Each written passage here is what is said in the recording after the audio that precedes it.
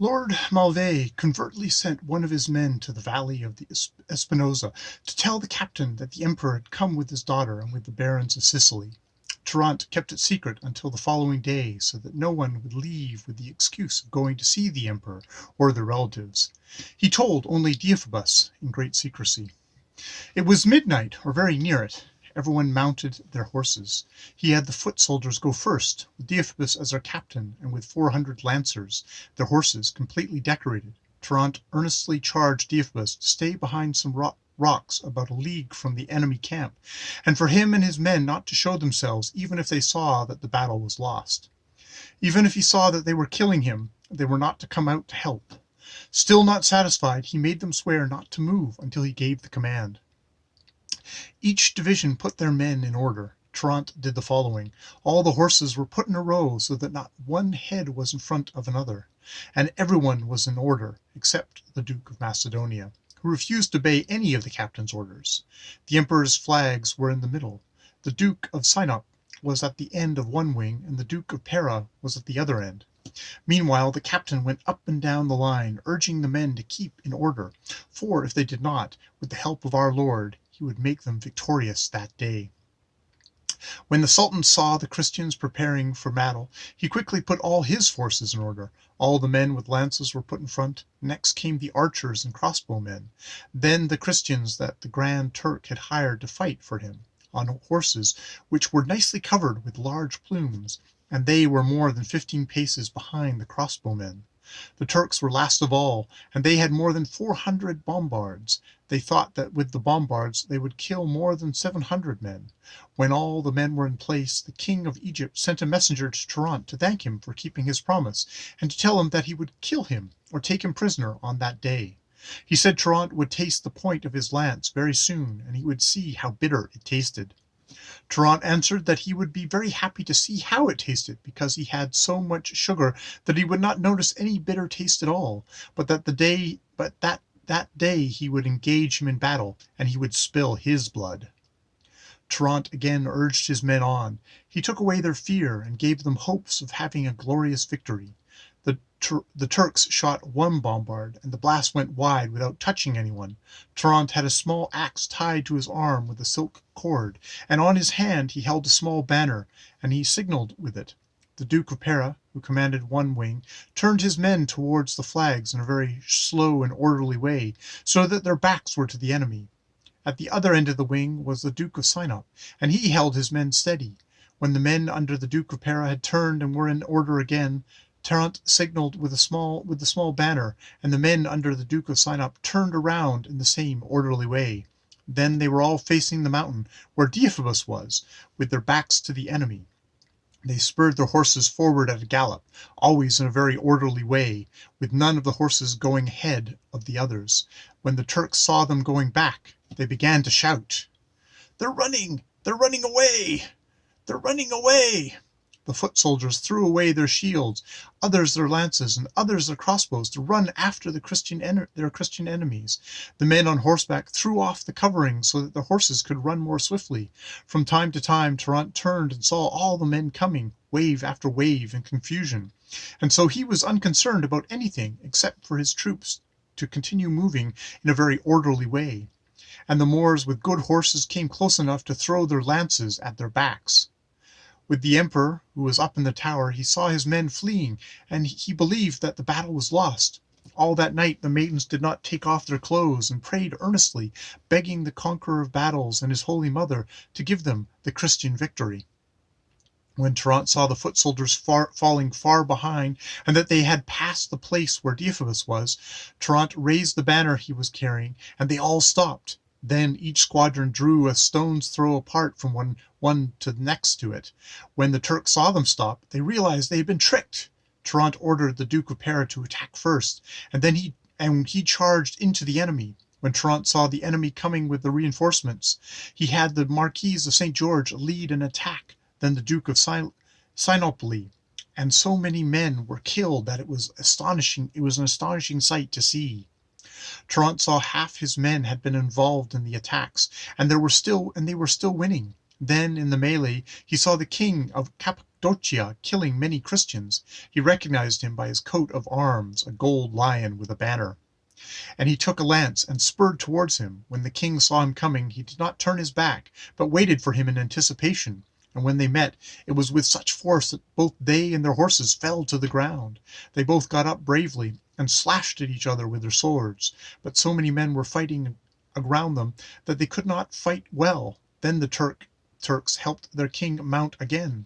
Pyramus went in front of the king so that Trnt could mount, and the others surrounding him, defending him until the squadron of Count Pelagius could attack. This squadron came to where the captain was, and they helped him mount behind Lord Agramont, who took him out of the thick of the battle. Since many horses had lost their riders and were running loose, they caught one and gave it to their captain, and he quickly went back into the fray. The captain commanded all the squadrons to attack, some on the right and some on the left. Then they saw helmets falling to the ground, and many knights from both sides were being killed or wounded. It was a startling sight to see. Trnt attacked too, first in one place, then in another, and he did not fight in only one place, but in many, helping whenever he was needed. The king of Egypt was able to see Trnt fighting very bravely. He drew apart from the battle, and the king of Cappadocia and Africa came out with him. The king of Egypt asked them to leave the others and try to kill only Trnt. And with this accord they returned to the battle. While Trnt was fighting, the Duke of Macedonia came up behind Trnt and plunged his sword into his neck under the helmet. Hippolytus and Pyramus saw it and cried, "You traitor! Why are you trying to kill one of the best knights in the world?" The three kings had lances, and they worked their way forward until they saw Trnt. They galloped at him, but only the king of Egypt and the king of Cappadocia were able to reach him. The clash was so great that both Trnt and his horse fell to the ground. The horse had 7 wounds. The king of Africa attacked the Duke of Macedonia, who was fighting near Trnt, and the king plunged his lance into the duke's chest with such force that it came out the other side, and that is how he paid for his wickedness. Trnt was on the ground, with his horse lying on his leg, and he could barely get up.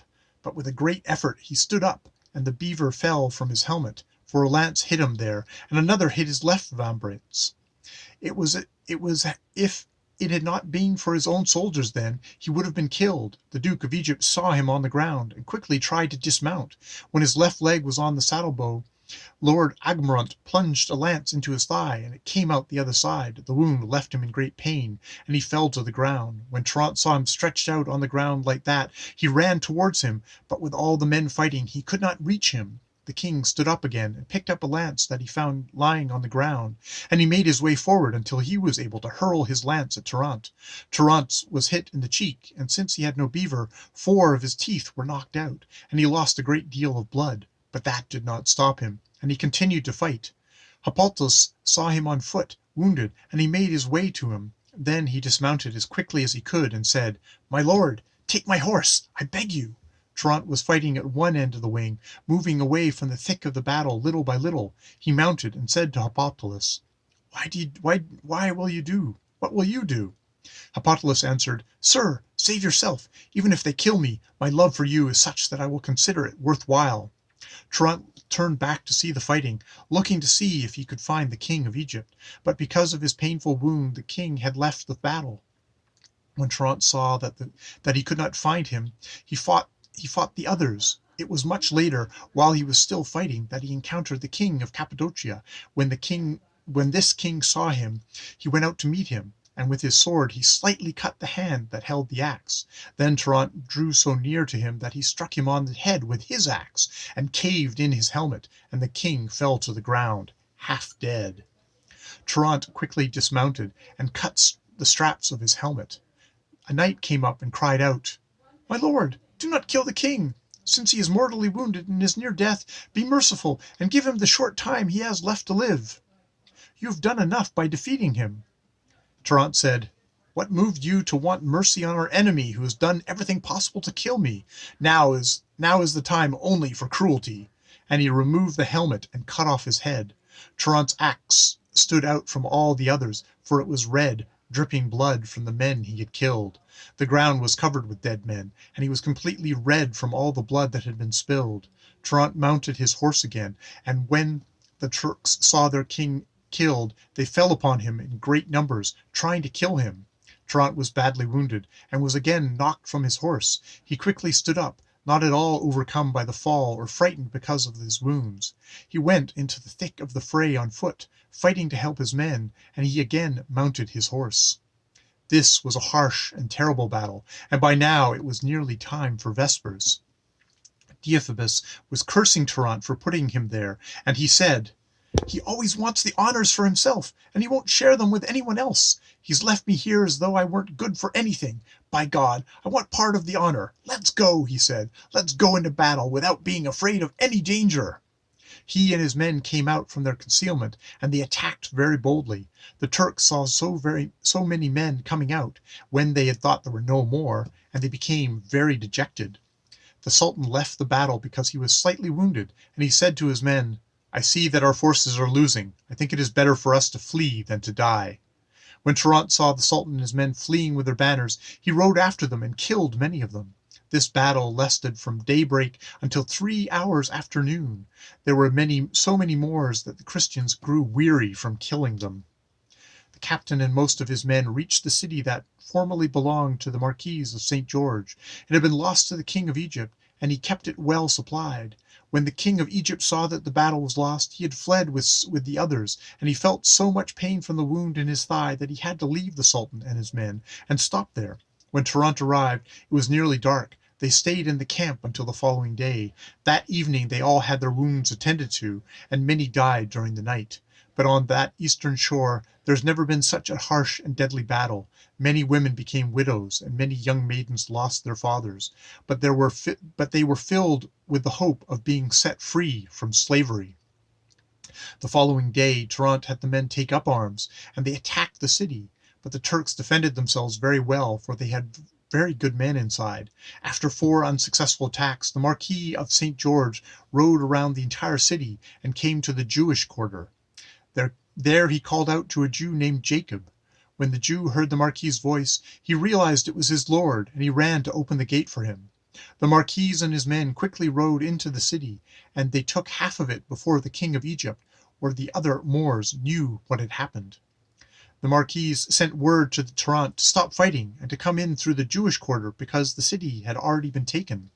When Trnt and his men came in through that gate, he found that the Marquis's forces had already defeated all the Turks, and that he had the King of Egypt trapped in a thicket of trees where he was continuing to fight, wounded as he was. When the Marquis had captured the king, he sent word to the captain to come and behead his enemy, the King of Egypt. The captain replied that he would never kill a man who was being held prisoner, whereupon the Marquis seized the king by his hair and slit his throat with a knife. Even though Trnt was victorious that day, he would allow no celebrations to take place. He only said in everyone's presence, "If Deiphobus had done what I had ordered him to, I would have killed the Sultan and taken prisoners all the great dukes who were there, and I would be the lord of the entire empire." Getting back to the emperor, the great pain he felt when he thought Trnt had lost the battle was changed into relief because of Lord Malvelli sent one of his men on horseback for news of the battle. He returned with the news of what had happened and how the captain had gone after the fleeing Turks. A few moments later, the emperor mounted his horse to go with the barons of Sicily, and the princess wanted to go with him. When they were in the Moorish camp, they found all the tents with all the wealth inside, and the men wanted to loot them, but the emperor would not allow it. Instead, he had the Lord of Pantalonia and the Lord Malveille hold all the booty for safekeeping until the men who had conquered the camp were notified. While the emperor was in the Moors' camp, the princess saw a little black boy at a distance. She rode towards him and quickly dismounted and went into the tent where the little black boy had gone to hide. Grabbing him by the hair, he took him out to the emperor and said, "Now I can boast in front of our captain about how I have been a valiant lady knight who went boldly into the enemy camp and took a Turk prisoner." The emperor and all the others were very amused at his daughter's wit.